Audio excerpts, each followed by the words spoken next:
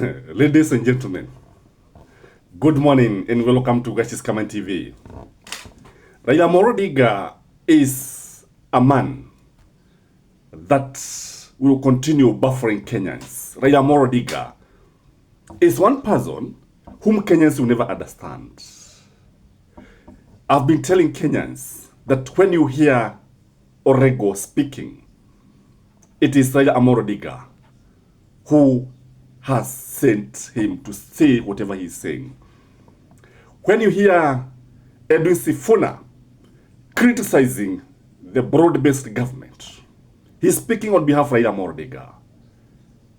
When you hear Anyang' Nyong'o criticizing William Samoei Ruto's government, it is Raila Amolo Odinga who has sent him. On the other hand, when you hear Opio Wadai praising William Samoei Ruto, it is Raila Morodiga who has sent him. When you hear John Badi praising William Samoei Ruto, it is Raila Morodiga who has sent him. When you hear any person from ODM praising William Samoei Ruto, he's speaking on behalf of Raila Morodiga. Then the big question is, why is Raila Morodiga employing this kind of approach? This approach in politics is known as approach avoidance. Approach avoidance is whereby you embrace the enemy, and the avoidance is also the same situation, but in this case, you avoid the enemy. What does he hope to achieve in this, ladies and gentlemen? Or how does this portray Raila Morodiga? Because you see, Raila Morodiga has a double-edged sword. One edge is to cut the enemy, and the other one is to cut the meat. I hope you now understand the analogy. Now, in this kind of approach, Raila Morodiga, by praising William Samoei Ruto, believes that he can attract development in Luo Nyanza.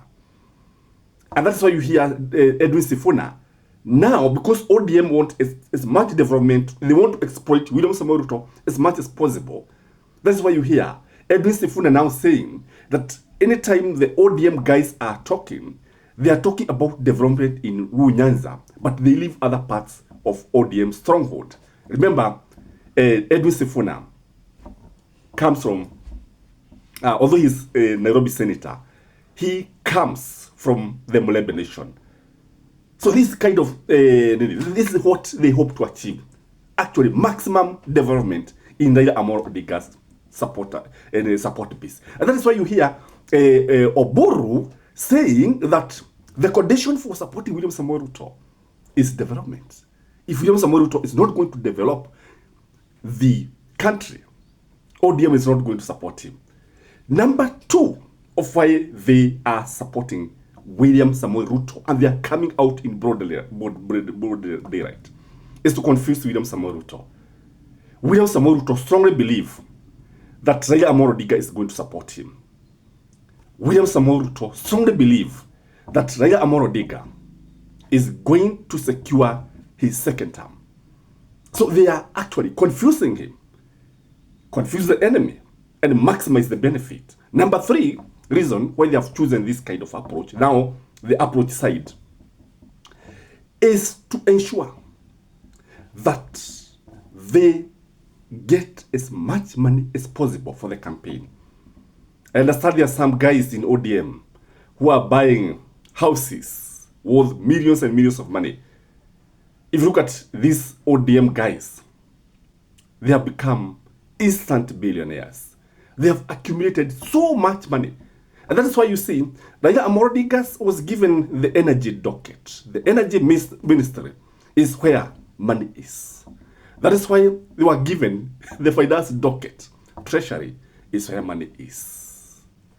When you look at these guys, even they control even the blue economy.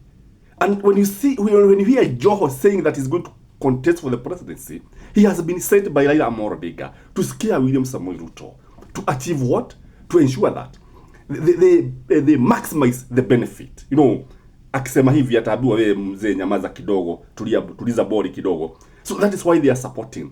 Yes. And there are many other reasons. And most of these reasons why they are supporting is commercial interest. But now comes the other edge of the sword. Why is Orego criticizing William Samoei Ruto together with Akina Nyang'? The only person who has an independent mind is Babu Owino. Babu Owino is not speaking on behalf of Raila Amolo Odinga. But the rest who are criticizing William Samoei Ruto, they have been sent by William Samoei Ruto. What does Raila hope to achieve? Number one, by criticizing William Samoei Ruto, they are playing with the minds of the voters. They are, because they believe that the supporters are not going to buy the idea of supporting William Samoei Ruto. So what they are doing, they are preparing the supporters through Anyang' Nyong'o, Sifuna, Orego, that they can vote out. And Raila could easily vote out in the last minute. And William Samoei Ruto will be left very, very vulnerable. The second reason why they are supporting or why they are criticizing, or why Raila has sent these guys to criticize William Samoei Ruto, they want to keep Ruto on his toes. Deliberately, they want to keep him on his toes, such that if he's going to deliver, or if he's going to be faithful as far as the 10 points, you know, they had 10 points that they agreed that you are going to do this. If William Samoei Ruto is going to deliver, then they are going to take the credit. You know, once you criticize the person, you point out the mistake, the person who is being criticized is likely to show the other one, after all, we are delivering. After all, we can do A, B, C, and D. So they want to keep him at his toes so that he can deliver. And once he delivers, they take the credit. That we are the same, we give you the expert have managed to do A, B, C, and D, and therefore, we are the best. The other thing is that, you know, Raila has been telling Kenyans that ODM is not in government. You know, Raila understood that the Gen Z are not happy with him. Raila still understood that he's the one who stopped the revolution that had just started. And for him to show Kenyans that he is not in government, ODM is not in government, they must keep on criticizing William Samoei Ruto. So it's for the optics, ladies and gentlemen. And Raila Amolo Odinga, you know, is that kind of person ambaye mguu mmoja uko kaburini, mwingine hujaingia kaburini. That's the way he is operating to hoodwink the public and benefit and maximize the benefit. That's why I'm saying this kind of approach is known as approach avoidance. Others may call it avoidance approach, but it actually amounts to the same thing. So Raila Amolo Odinga, when you look at him, I don't know whether he's going to succeed, because it looks like Kenyans are losing trust with him. And that's why you see when Matiang'i comes, people are embracing him. That's why you see even the opposition, they are not counting him anywhere, and they believe that he will be on the opposing side. I don't know what you think, ladies and gentlemen, but this approach seems to be confusing Raila Amolo Odinga more than any other things. Have a blessed day, ladies and gentlemen.